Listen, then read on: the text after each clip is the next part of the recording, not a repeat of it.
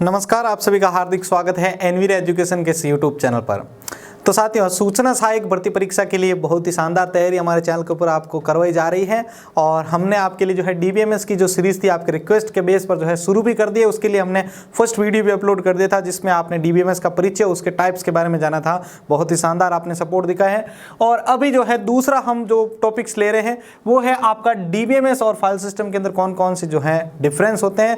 ये और ये दोनों यूज हो रहे हैं, लेकिन इनमें डिफरेंस क्या है, तो उसके अंदर आपके बहुत सारे कंफ्यूजन चल रहे हैं। इंपॉर्टेंट है ये टॉपिक क्योंकि इसमें से क्वेश्चन आपके एग्जाम में आने के चांसेस भी फुल है। ठीक है, तो वीडियो के ऊपर नए हो तो वीडियो को जो है आप लाइक कर दीजिएगा और चैनल को सब्सक्राइब कर दीजिएगा, जिससे मैं जैसे ही नया वीडियो अपलोड करूं तो उसकी सूचना तुरंत आपके डिवाइस पर मिल जाए। चलिए शुरू करते हैं। तो देखिए, बेसिकली मैं आपको फाइल सिस्टम और डीबीएमएस के ऊपर इंडिकेट करने से पहले एक चीज बताना चाहूंगा कि डीबीएमएस जो सिस्टम है इससे पहले जो है फाइल सिस्टम यूज होता था। डीबीएमएस बाद में आया, इससे पहले फाइल सिस्टम यूज होता था और आज भी इसका यूज हो रहा है। ठीक है, ऐसा नहीं है कि भाई डीबीएमएस आ गया तो ये फाइल सिस्टम आज भी हो रहा है। अभी मैं उसका एग्जांपल भी आपके सामने रख रहा हूं। बेसिकली आप क्या करते हैं, अपने कंप्यूटर के अंदर आपके जो है ड्राइव बने हो रखे होते हैं। माई कंप्यूटर के अंदर आपके ड्राइव होते हैं, जैसे सी डी ई एफ। सी के अंदर आपके जो है सिस्टम जो फाइल्स होती है वो स्टोर रहती है, तो इसके लिए बेसिकली आप अपने जो भी एक्सटर्नल डाटा वो इसके अंदर स्टोर नहीं करते हैं। लेकिन आप जो है इन ड्राइव्स का प्रयोग करके आप इसमें क्या करते हैं, फोल्डर्स बनाते हैं। फोल्डर्स के अंदर फाइल होती है और इस फाइल के अंदर आपका डाटा स्टोर करते हैं। यही प्रोसेस बेसिकली आप करते हैं। ठीक है, इस डाटा को आप स्टोर करते हैं इस रूप में। ठीक है, जिसमें आप पाथ वाइज पाथ जो है इसके अंदर स्टोर करते रहते हैं, वो डाटा भी वहां पर इंडिकेट होता है। तो और ये प्रॉपर वर्क भी कर रहे हैं। आप इसको आसानी से यूजर है वो एक्सेस भी कर पा रहा है इस डाटा को। लेकिन सबसे बड़ा आपके माइंड में ये क्वेश्चन आएगा कि अगर ये प्रॉपर सिस्टम जो है वर्क कर रहा है, इसका भी यूज आजकल हो रहा है। आजकल भी हो रहा है ना भाई, आप जो कंप्यूटर यूज कर रहे हो उसके अंदर आपके ड्राइव्स बने हुए हैं। ठीक है ना, उसके अंदर आपके जो है फाइल्स आपको स्टोर भी कर रहे हो, फोल्डर बना रहे हो। लेकिन अगर ये इतना सारा प्रॉपर वर्क कर रहा है, ये आसान है, तो डीबीएमएस क्यों यूज हो रहा है।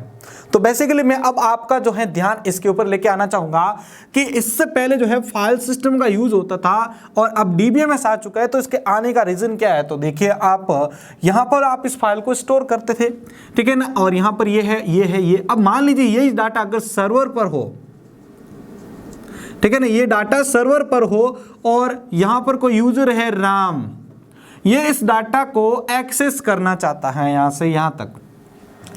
इस सर्वर पे, मतलब एक सर्वर का नाम दे देता हूं कि ये कोई यूनिवर्सिटी की साइट है। इसको अगर मैं फाइल सिस्टम के थ्रू अगर एक्सेस करना चाहूं, ध्यान रखिएगा अभी मैं इसकी बात नहीं कर रहा हूं, अगर मैं फाइल सिस्टम के थ्रू इस यूनिवर्सिटी का डाटा अगर प्राप्त करना चाहता हूं या राम जो है वो प्राप्त करना चाहता है, जैसे इसमें यूनिवर्सिटी में टीचर्स भी हैं, स्टूडेंट्स भी हैं और अदर भी जो है वर्क रहते हैं, इसके भी डाटाबेस है। अब राम जो है किसी एक स्टूडेंट, जैसे स्टूडेंट है, इसमें मान लीजिए कि 5000 स्टूडेंट्स हैं। उस 5000 स्टूडेंट्स में से राम जो है अपना बच्चा है राम का, जिसका नेम है माही, ठीक है, राम, और इसका कोई एक डाटा जो है वो प्राप्त करना चाहता है, इसकी डाटाबेस डाटा फाइल जो है वो प्राप्त करना चाहता है। तो अगर ये वर्क जो है वो फाइल सिस्टम यानी एफएस के थ्रू करता है, तो उसमें क्या होता है कि उस स्टूडेंट्स का जो भी कंप्लीट फोल्डर या जो फाइल होगा वो डायरेक्ट आपके राम के पास चला जाएगा। ठीक है, राम जो है अगर स्टूडेंट में से किसी एक स्पेशल एक स्टूडेंट का डाटा प्राप्त करता है फाइल सिस्टम के थ्रू, तो क्या होता है कि उसके पास जो है कंप्लीट जितने भी स्टूडेंट्स हैं उनका एक फाइल जो है वो वहां पे जाएगा। अब कंप्लीट जा रहा है, देखिए अगर मैं इस एक का अगर एक डाटा प्राप्त करता तो ये मैक्सिमम से मैक्सिमम आप देखिए या तो 2 KB या 3 KB तक आपके ये डाटा जाता। इतना ही होता है, सिर्फ टेक्स्ट कैरेक्टर जा रहे हैं वहां पे, तो कम से कम इतना छोटा डाटा होता है एक जने का। लेकिन अब वो फाइल सिस्टम के थ्रू प्राप्त कर रहा है, तो वहां पर एक नियम है, प्रोटोकॉल्स है इसका, कि वहां पर सारी की सारी फाइल्स का जो फोल्डर होगा वो इसके पास डाउनलोड होगा। तो ये कम से कम आपके जो है चला जाएगा 3 से 4 GB तक का डाटा। अगर इससे भी बड़ा है तो फिर वो 15 या 20 GB तक भी चला जाता है, 10-15 GB तक भी चला जाता है। तो अब ये इतना डाटा वहां पर जा रहा है, तो राम को क्या जो है लॉस हो रहा है, राम के पास ये डाटा पहुंचने में टाइम लगेगा। सबसे बड़ी बात तो जिसको आप डाउनलोडिंग बोलते हैं, ठीक है। ये डाटा जो है राम के पास जाने में उसको समय लगेगा, क्यों, इतने जीबी तक, मान लीजिए फर्स्ट रो को मैं क्लियर करता हूं, अगर इतना जीबी भी डाउनलोड हो तो कम से कम उसके पास 1 या 2 घंटे का टाइम लगेगा उसको डाउनलोड में, 1 घंटा तो लगेगा ही लगेगा। तो एक तो टाइम यहां पर वेस्ट हो गया आपके। दूसरा, अब चाहिए तो इसको एक अपना बच्चा जो था उसका माँ ही का डिटेल्स, और उसके पास दूसरे भी आ रहे हैं तो वो तो उसके लिए अननेसेसरी है। तो देखिए आपके अननेसेसरी या अनवांटेड जो डाटा है वो भी उसके साथ डाउनलोड होकर उसके पास जाएगा। अब अननेसेसरी डाटा डाउनलोड होगा तो उसके ड्राइव पर वो कब्जा भी तो करेगा ना, मेमोरी पे तो वो होल्ड करके रखेगा ना स्टोरेज, तो वहां पर आपके जो है अननेसेसरी स्टोरेज भी यूज होगा। किसके कारण? फाइल सिस्टम के कारण। तो यहां पर ये पहले मैंने ये डिस्कस किया है कि फाइल सिस्टम के थ्रू अगर राम किसी यूनिवर्सिटी के अंदर एक स्टूडेंट्स है, ठीक है ना, उस स्टूडेंट्स यानी उस माई जो इसका बच्चा है उसका डिटेल्स डाउनलोड करना चाहता है, प्राप्त करना चाहता है, तो फाइल सिस्टम के थ्रू अगर वो प्राप्त करता है तो उस स्टूडेंट्स यानी वो जितने भी स्टूडेंट्स होंगे उनका फोल्डर इनके पास आएगा। तो इतना सारा अगर डाटा उनके पास जाएगा तो 3 से 4 जीबी का मान लीजिए, तो क्या होगा, टाइम भी उनको लगेगा डाउनलोड होने में डाटा को। दूसरा, अननेसेसरी डाटा चला जाएगा जिससे उसको कोई रिलेशन नहीं है। तीसरा, जो अननेसेसरी स्टोरेज होगा उसके कंप्यूटर के अंदर वो भी वो घेर के रखेगा। तो बहुत सारे नुकसान होते हैं। अब मैं आपके ध्यान यहाँ पर डीबीएमएस के ऊपर लेके आ जाता हूँ। डीबीएमएस के अंदर क्या होता है, सिंपली उसके पास एक क्वेरी लिखनी होती है, ठीक है ना, एक क्वेरी लिखनी होती है और वो डायरेक्ट जो है सिर्फ वही डाटा उसको शो करता है जो उसका रिलेटेड है। तो अब आप बताइए कि आपको सही कौन सा लगा। बेसिकली आपका ध्यान डीबीएमएस के ऊपर ही जाएगा, क्योंकि डीबीएमएस से हम वॉइस डाटा प्राप्त कर रहे हैं जिसकी हमें जरूरत है, और सर्वर जो है डीबीएमएस जो है वो हमें वॉइस डाटा दिखा रहा है जिसकी हमें जरूरत है। तो यहां पर ये मेन डिफरेंस पहला तो आपके सामने रख दिया मैंने। आई होप आपको यहां पर ये समझ में आ चुका होगा। अब मैं आगे बढ़ता हूं दूसरे पॉइंट की ओर। दूसरा पॉइंट डिस्कस करते हैं भाई।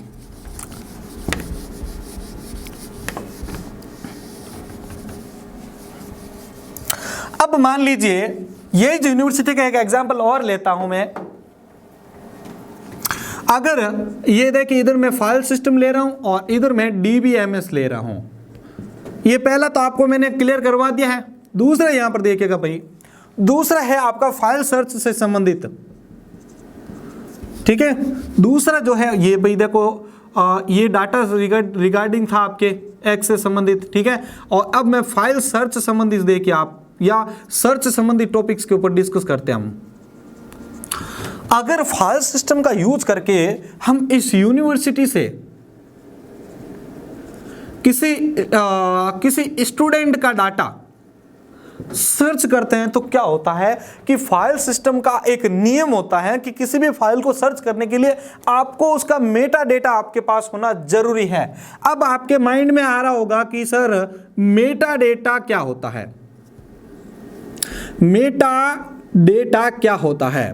तो Meta data simply is a data about data. Data about data यानी उस डाटा के बारे में जो जानकारी है वो आपका मेटा डेटा होता है। आपने HTML में भी इसके बारे में सुना होगा मेटा डेटा के बारे में।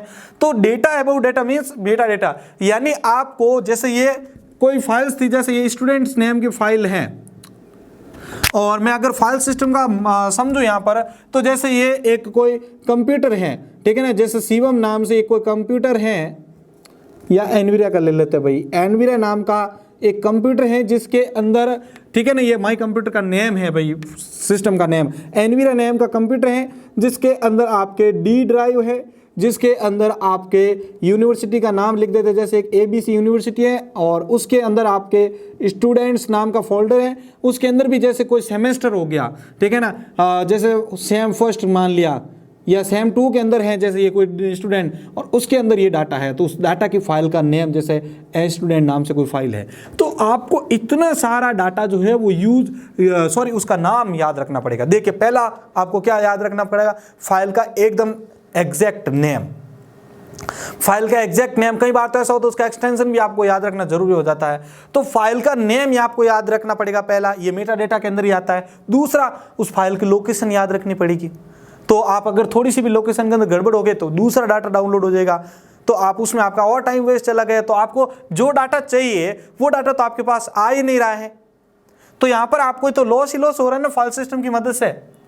ठीक है ना। फाइल सिस्टम में एक ये आ रहा है ना कि भाई आपको लोकेशन याद रखनी पड़ेगी, फाइल का नाम याद रखना पड़ेगा, जबकि डीबीएमएस के अंदर क्या होता है, सिंपल से इतना झंझट करने की जरूरत नहीं है, आपको एक सिंपल सी क्वेरी की जरूरत होती है।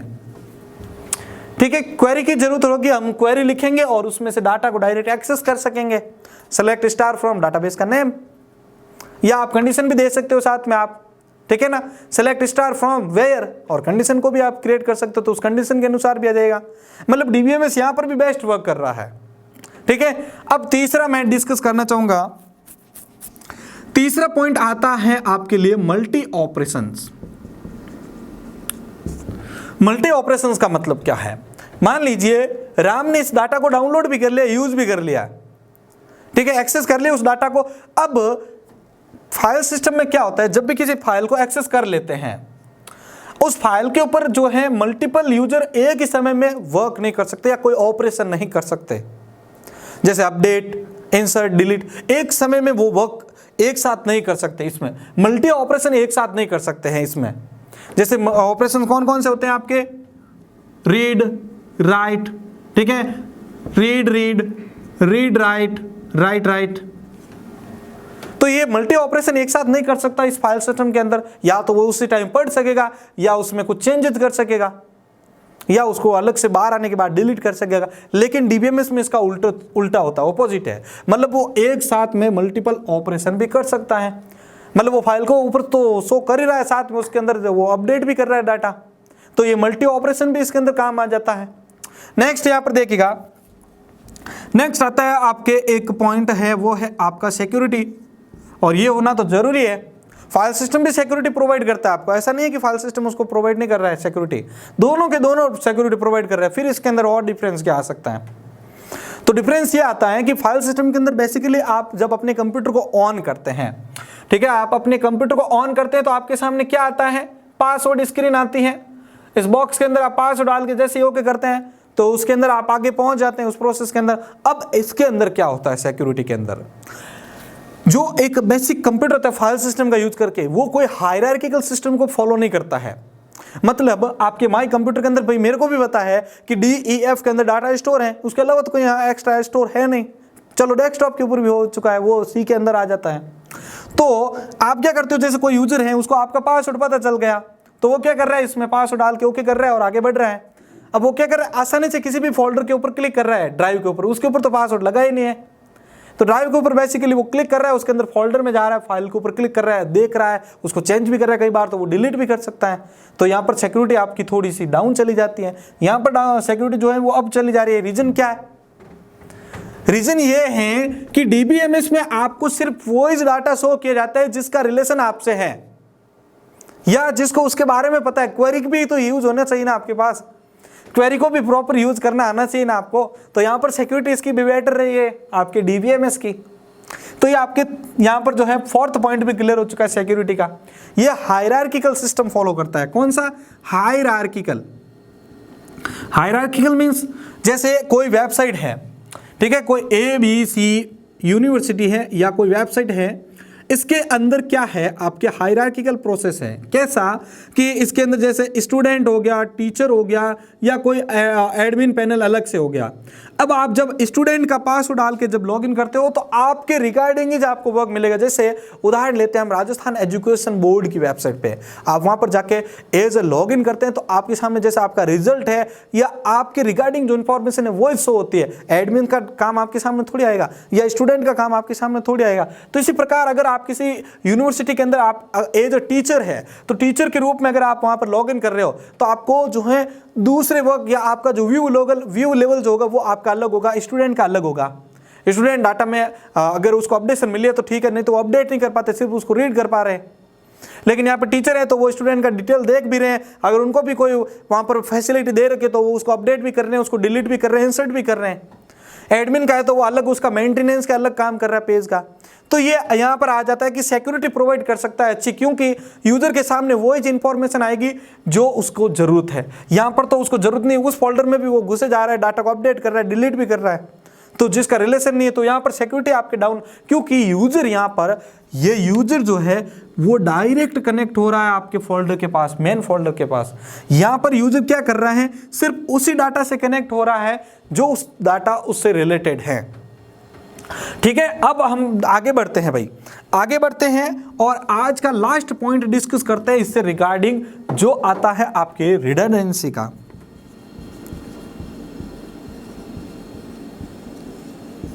डाटा रिडंडेंसी का मतलब होता है कि आप अगर फाइल सिस्टम का यूज करें, बेसिकली आप सब यूज ही कर रहे हैं भाई।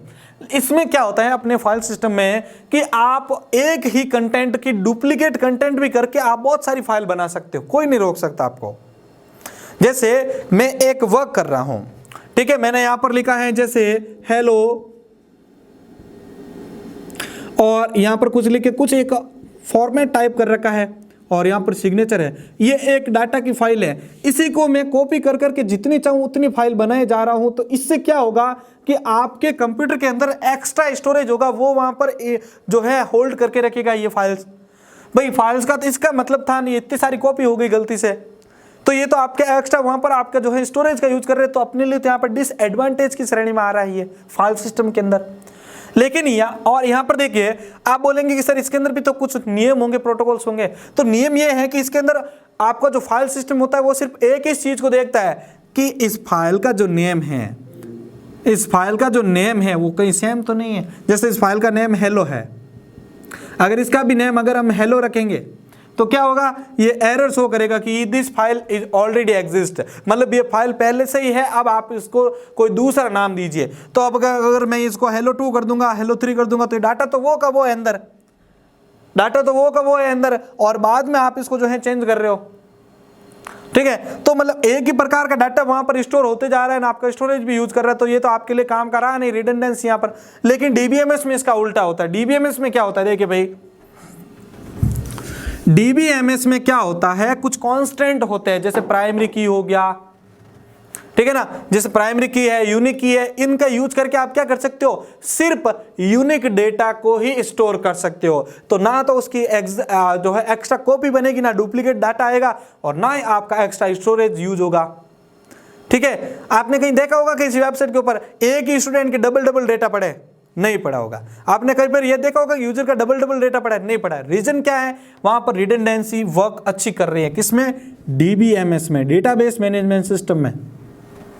तो यहां पर इसमें बहुत सारे फायदे हैं भाई, लेकिन यूज तो ये होगा और होता रहेगा, क्योंकि इसका यूज भी उस हिसाब से चल रहा है, क्योंकि हर कोई यूजर डीबीएमएस को यूज करना नहीं जानता है, एसक्यूएल की क्वेरी नहीं जानता है, तो यहां पर ये भी चलता है साथ में। तो ये बेसिकली हमारा आज का वीडियो था फाइल सिस्टम वर्सेस डीबीएमएस के अंतर्गत, जिसमें हमने सबसे पहले जाना था ये, ठीक है, कि डीबीएम फाइल सिस्टम के थ्रू किसी भी डाटा को एक्सेस कर रहे हैं वहां पर, तो उसके साथ अननेसेसरी डाटा भी आ जाता है, वो उसको प्राप्त होने में आपको टाइम भी लग जाता है। लेकिन इसमें सिर्फ आपको जो डाटा प्राप्त करना है वो ही जाएगा। इसमें फाइल सर्च करने के लिए आपको उसका मेटा डेटा चाहिए होगा, यानी डाटा अबाउट डाटा, उसकी कंप्लीट डिटेल, उसकी फाइल का नेम हो गया, फोल्डर का नेम, उसकी लोकेशन, सारे कुछ चाहिए होगा आपको। और इसके अंदर सिर्फ क्वेरी की जरूरत होती है। इसके अंदर यहाँ पर आप आएंगे तो मल्टीपल ऑपरेशन एक साथ नहीं कर सकते हैं मल्टी यूजर, इसमें मल्टी यूजर एक साथ मल्टी ऑपरेशन कर सकते हैं, सर्वर से डाटा को एक्सेस कर सकते हैं, रीड राइट कर सकते हैं। इसके अंदर क्या कर सकते हैं आप, सॉरी, यहाँ पर जो है बेसिकली सिक्योरिटी का थोड़ा सा इश्यू रहता है, क्योंकि इसमें पासवर्ड डालने के बाद आप किसी भी फोल्डर में चले जाते हैं और किसी भी डाटा को एक्सेस कर पा रहे हैं। लेकिन इसमें क्या है, इसमें इसमें सिर्फ उसी डाटा को यूजर के सामने लाया जा रहा है जो उसका रिलेटेड डाटा है। ठीक है, तो सिक्योरिटी प्रोवाइड हो रही है अच्छी, और यहाँ पर रिडंडेंसी का प्रॉब्लम रहता है इसमें, ठीक है ना, डुप्लीकेट डाटा को स्टोर किए जा रहे हो, लेकिन यहाँ पर कुछ कांस्टेंट की मदद से आप सिर्फ जो है यूनिक डाटा को स्टोर कर सकते हो। तो ये वीडियो आज आपका यहाँ पर क्लियर होता है। आपको ये वीडियो कैसा लगा है, आप सभी अपनी राय जो है नीचे कमेंट बॉक्स में जरूर बताइएगा। और भाई सबसे बड़ी बात, आप वीडियो को शेयर नहीं कर रहे हो तो वीडियो को शेयर जरूर कीजिए करें। कंप्यूटर शिक्षक भर्ती की बेसिकली आपको बहुत ही शानदार तरीके से एडवांस लेवल की क्लासेस लेके आ रहा हूँ साथियों, इसलिए, और बिल्कुल फ्री में, कोई भी प्रकार की टेंशन लेने की जरूरत नहीं है। सबसे ज़्यादा जो मैसेज आ रहे हैं कि भाई इसकी क्लासेज या इसका कोर्स जो है सर फ्री में आप प्रोवाइड करने की कोशिश करें, तो फ्री आपके कर दिए गए, आप अब मैसेज करने की कोई ज़रूरत नहीं है। और उसकी क्लासेज भी बहुत जल्द आपके लिए आ रही है, 3 या 4 सितंबर के आसपास आपका सिलेबस भी आ जाएगा। ठीक है ना। तो उस हिसाब से आप अब तैयारी में लग जाइएगा और क्लासेज जो है अगर आप ज्वाइन करना चाहते हो उस हिसाब से आप मुझे कांटेक्ट करके भी पूछ सकते हैं, ठीक है। पहले हम सारे के सारे थ्योरी क्लियर कर लेंगे, उसके बाद एमसीक्यू लेंगे भाई 2 दिन पहले, ताकि हमारा एज इट इज जो है फ्रेश नॉलेज अपने पास पड़ा रहे। तो वीडियो अच्छा लगा है तो लाइक कीजिएगा, दोस्तों के साथ शेयर करना मत भूलिएगा। चैनल पर नए हैं तो चैनल को सब्सक्राइब कीजिएगा और अपने चैनल के ऊपर 10,000 फैमिली का टारगेट हम लेके चल रहे हैं, उसको पूरा करने के लिए आप सभी अपना सपोर्ट करते रहिएगा। जय हिंद।